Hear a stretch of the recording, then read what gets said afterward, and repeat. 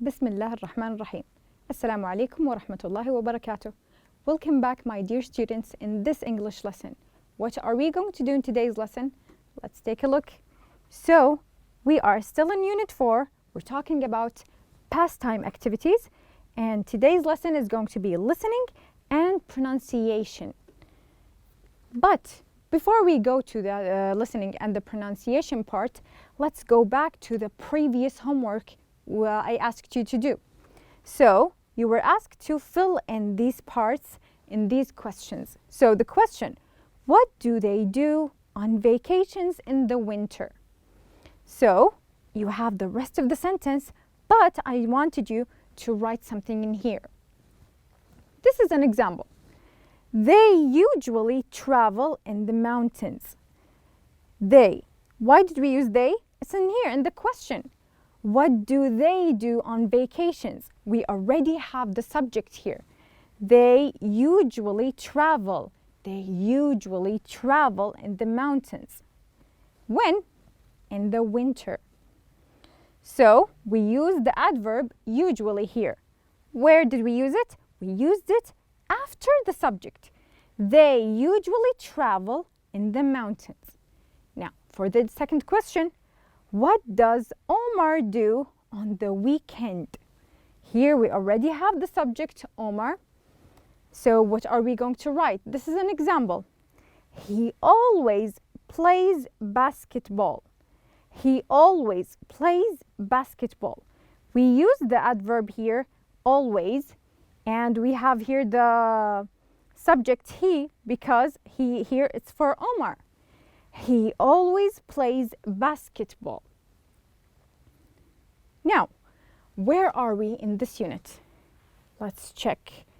We're done with all of these parts. Today's lesson is going to be listening and pronunciation. What are we going to do in this lesson? By the end of this lesson, what are you going to do? You will be able to practice the reduction of do you. Do you here? It's two words. We are going to reduce these two words and see how are we going to pronounce it. Listen. And we have talk about your favorite pastime activities. I want you to look at these pictures. Think, what do you see here? What are these activities? Take a look at the first one. So, what do you see here? What are the things around this person? What about this one? What are they doing? They are climbing a mountain. Here someone is climbing the wall. What about this picture? What can you see here? What is the activity that you see here? It's cooking. Someone is doing kneading the dough to cook. Now, take a look at these two pictures. We have a picture of a boy. What is he doing? And a picture of a girl. Look at the boy. What is he doing? He's climbing this wall. What about the girl? What is the activity that she does here in the picture? She's cutting food. Maybe she wants to cook. Now, you will listen to the boy, his name is Qasim, and the girl, her name is Fatima. Listen to what Qasim said about his activity and Fatima. I like to go indoor climbing. I climb 1, 2, or 3 times a week. It depends on how often I go to the mall. There is a 12-meter wall there, and I can climb it very fast. Everyone watches me, and I feel great. I guess I like the attention. Indoor climbing is good exercise, and you don't need to worry about the weather. Outdoors on the mountain, I'm with only a few friends, and people can't see how well I can climb. So what is the activity that Qasim said that Qasim talked about? he talked about climbing, right? Now, listen to Fatima and think. I want you to tell me what is the activity that Fatima will be talking about here. Listen carefully. I go to cooking classes once a week. I usually go with my friend Noura. Our friends say cooking is a boring hobby, but I think it's very creative. I like making different ethnic cuisines, and I know how to cook traditional Mexican, Arabian, and Indian dishes. We learn how to combine different kinds of meat, vegetables, and spices into tasty meals. Sometimes I cook for my family, and they love trying my new creations. Now, after listening to what Qasim said and Fatima said, let's try to answer some questions. Now, listen to what Qasim and Fatima like to do in their free time. Answer with yes or no. Let's read the questions first and try to answer yes or no when it's time to listen to this audio, okay? The first question about Qasim. He goes indoor climbing every day. How often does he do that? So, he goes indoor climbing every day. Is it a yes or no? Number 2, he knows how to climb very well. Listen and answer, yes or no. Qasim never climbs mountains. I want you to try to answer yes or no. Now, you will listen to the audio one more time. Try to answer yourself so we can check the answers together. I like to go indoor climbing. I climb 1, 2, or 3 times a week. It depends on how often I go to the mall. There is a 12-meter wall there, and I can climb it very fast. Everyone watches me, and I feel great. I guess I like the attention. Indoor climbing is good exercise, and you don't need to worry about the weather. Outdoors on the mountain, I'm with only a few friends, and people can't see how well I can climb. Okay, now we listen to Qasim talking about his favorite pastime activity. Now, let's answer these questions. The first question, he goes indoor climbing every day. Is it a yes or no? It's a no. He doesn't go climbing every day. Now, the next question, he knows how to climb very well. Is it yes or no? Yes, he knows how to climb very well. Now, the third question, Qasim never climbs mountains. Something he never does. Qasim never climbs mountains. Now, is it yes or no? No. The answer is no. Now, we're done with Qasim's part. How about Fatima? Let's read the questions and try to answer with yes or no. When it's time to listen to the audio, we are going to check together. The first question, Fatima usually cooks with Noura. The second question, the second sentence, she can cook well. The third one, Fatima's friends think that cooking is a creative hobby. We are going to answer with yes or no. Listen to the audio about Fatima talking about cooking, then we'll answer together. I go to cooking classes once a week. I usually go with my friend Noura. Our friends say cooking is a boring hobby, but I think it's very creative. I like making different ethnic cuisines, and I know how to cook traditional Mexican, Arabian, and Indian dishes. We learn how to combine different kinds of meat, vegetables, and spices into tasty meals. Sometimes I cook for my family, and they love trying my new creations. Now, let's answer with yes or no to these sentences. Number 1, Fatima usually cooks with Noura. Is it a yes or no? It's a yes. She goes with Noura to the cooking classes, right? Number 2, She can cook well. What is the answer? Yes, she can cook really well. She said, sometimes I cook for my family. How often does she do that? Sometimes. So the third sentence here, Fatima's friends think that cooking is a creative hobby. Did they think that? No, they thought it's a boring hobby. But she likes it. Now, let's take a look at the pronunciation part. I'm going to read these sentences. I want you to take a look at this. Listen to the reduction of do plus you. Do and you, it's two words. Do, you, it's two words. Now, if we are talking and we're using these two words, how are we going to pronounce it? I'll pronounce it for you now. Try to practice yourself. Let's read the first question. Do you exercise? Do you exercise? Did you listen to the way I pronounced do and you? Do you exercise? I didn't say do you exercise. No, I said it quickly as if it's one word. Do you exercise? The next one here. Do you play tennis? Do you play tennis? How did I pronounce do and you together? The next one. Do you know how to cook? Do you know how to cook? Now, how about this question? When do you exercise? Here, the word do and you, the words, they were at the beginning of the sentence.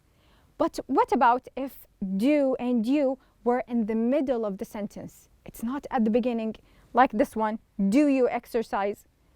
I want to ask, when do you exercise? When do you exercise? I didn't pronounce this separately. I pronounced do and you as if it's one word. When do you exercise? Where do you play? What do you cook? See? It's like if we have three words. What do you cook? But actually it's four words. So what did we do? We reduced the pronunciation of do and you together. So it's like if we're saying it as three words. What do you cook? I didn't say, what do you cook? We can write it like this. In writing, we can't put it together. But in reading or speaking, we are going to reduce these two words together. Now, let's take a look. So, we are going to take a look at these sentences and see what are we going to do here. The first sentence, he's a pilot. He's a pilot.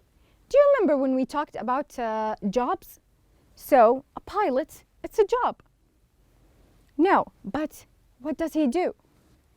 He knows how to fly a plane. He knows how to fly a plane.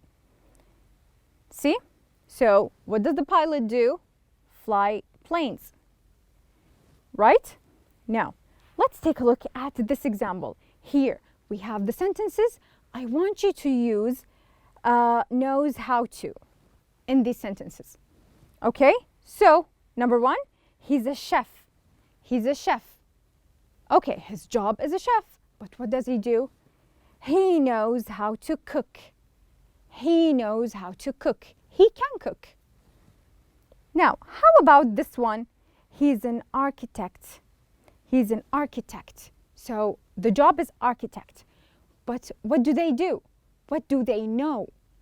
So he knows how to design houses. So this is what he does. Design houses. He knows how to design houses. Now, take a look at this part here. He knows. What did we add here to the word know? We added S.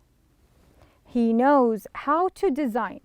Remember, he, she, and it, we are going to add S to the verb. Now, here I have these sentences. I'll give you a minute to think about the answer so we can answer together.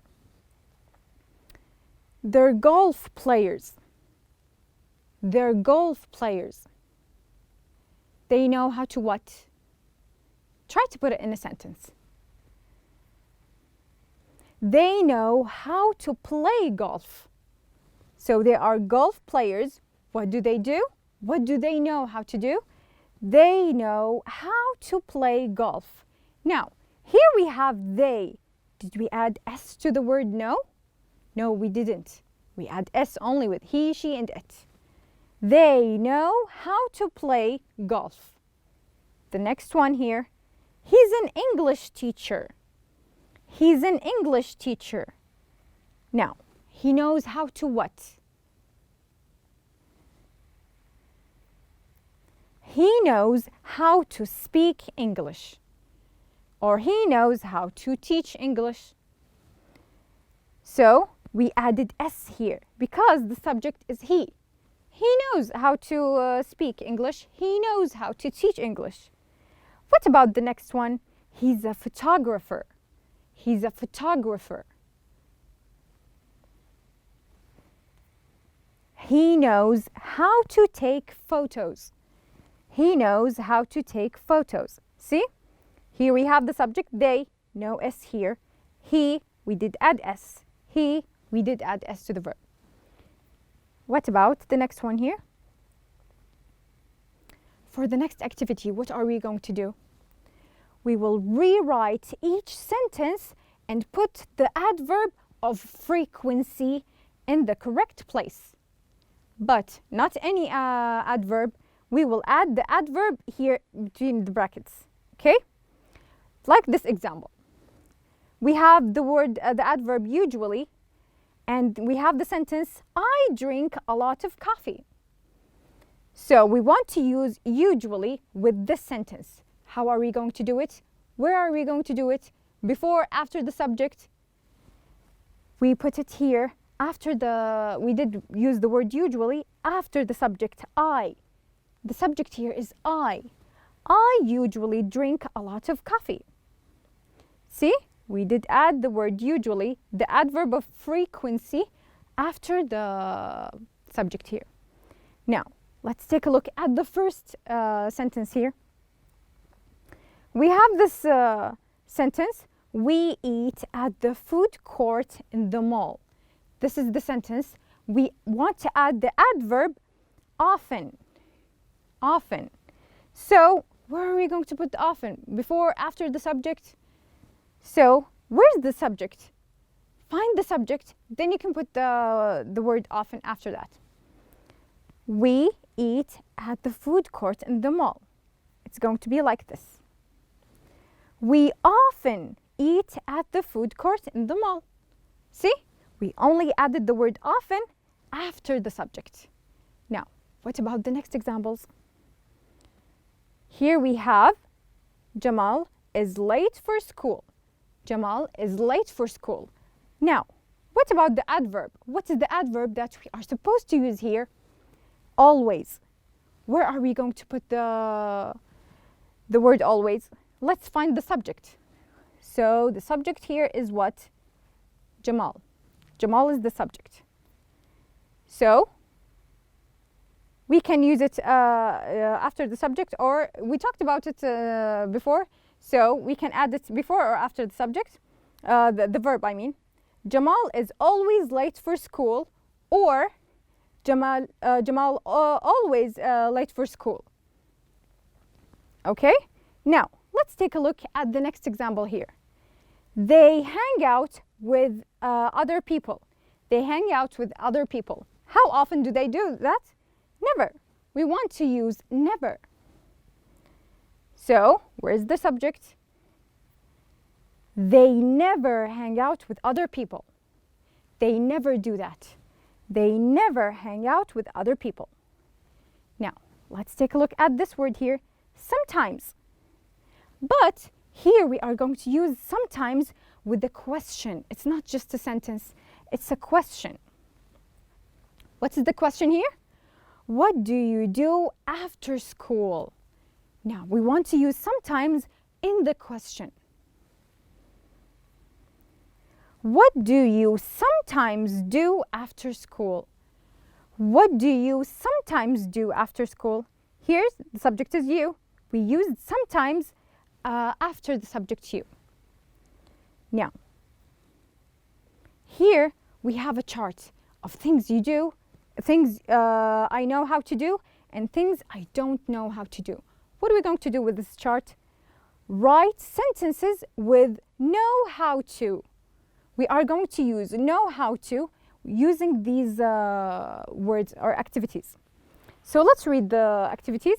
Here we have speak English, play volleyball, cook, paint, ride a bike, and use a computer. All of these are activities. So what are we going to do? We are going to categorize it in the chart. Here we have things I know how to do, and here we have things I don't know how to do. So let's take a look. Here we have speaking English, play volleyball, ride a bike, and use computers. Let's take a look at the things I know how to do, things I can do. Number one, I know how to speak English. I know how to speak English. So we're checking this. We can cross speak English here from the words up here, because we did add it to the part with things I know how to do. I know how to speak English. And what is the other thing I know how to do? I know how to use the computer. I know how to use the computer. See? We add the subject, know how to, then we added speak English, which is the activity here. Now, what about the other part? Things I can do, things I don't know how to do. Things I don't know how to do. Number one, I don't know how to ride a bike. I can't. I don't know how to ride a bike. Where did we add the word don't? Here after the subject. I don't know how to ride a bike. What about the other thing here? I don't know how to paint. Painting is not my favorite activity. It's not a thing that I do. I can't do it. So it's one of the things I don't know how to do. I don't know how to paint. I want you to try to use these words. Use these words and try to put it in the chart. Things you know how to do and things you don't know how to do. Or you can come up with your own ideas. It doesn't have to be only these words. How about words you like to add? How about the word draw? We don't have the word draw here. How about the word, actually we do have cook. How about read? We don't have the word read here. So are you going to put it here in the chart? Things you know how to do or things you don't know how to do? Not read English. Of course, you're old enough to read. But how about read French stories? Do you know how to speak French? Is it one of your languages? So do you know how to do it or you don't know how to do it? You can use any word you like. So what did we do in today's lesson? Today we practiced the reduction of do you. Like what? Do you exercise? Do you like cooking? And we did this too. We talked about your favorite pastime activities. Now, we're still talking about the pastime activities because this is what we are talking about in this unit. This is what you are going to do for your homework. Write sentences with know how to, just like the chart, and write about yourself. You can use these words or you can use words of your own. I want to know about cook and play volleyball. These are two activities, pastime activities. Now, I want you to write it here, either in things you know how to do or things you don't know how to do. And we are going to check answers in the next lesson. So, these are activities. I want you to try to write it, and you can come up with more activities. And that's it for today's lesson. And I will check your answers. We will check the answers together in the next lesson. Thank you very much, my dear students.